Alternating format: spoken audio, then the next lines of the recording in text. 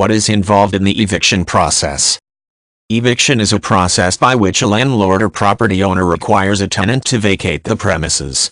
Laws regarding the eviction process vary from region to region. It is extremely important to study local laws carefully when enacting or facing an eviction. Several issues can affect the eviction process, including rental contract agreements and regional laws. Typically, the eviction process begins with a written notification from the landlord to the tenant.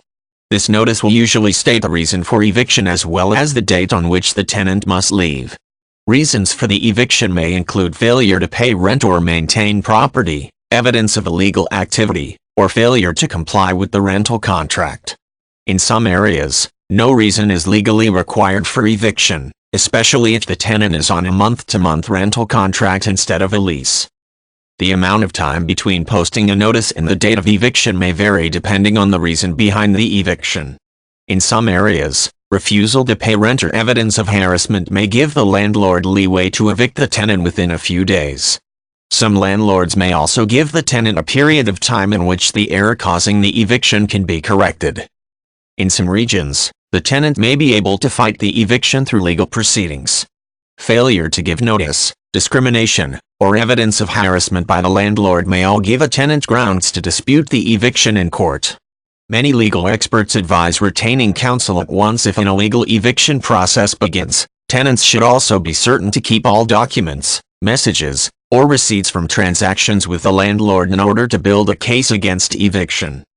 If a tenant stays on the property past the eviction date, a landlord can file legal documents that allow immediate removal. At this point, law enforcement may be called to oversee the eviction process, if necessary.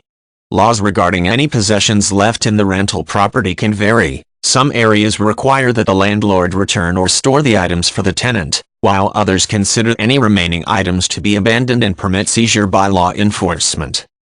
Although the landlord owns the property, he or she typically does not have the right to force a tenant out by changing locks or shutting off utilities.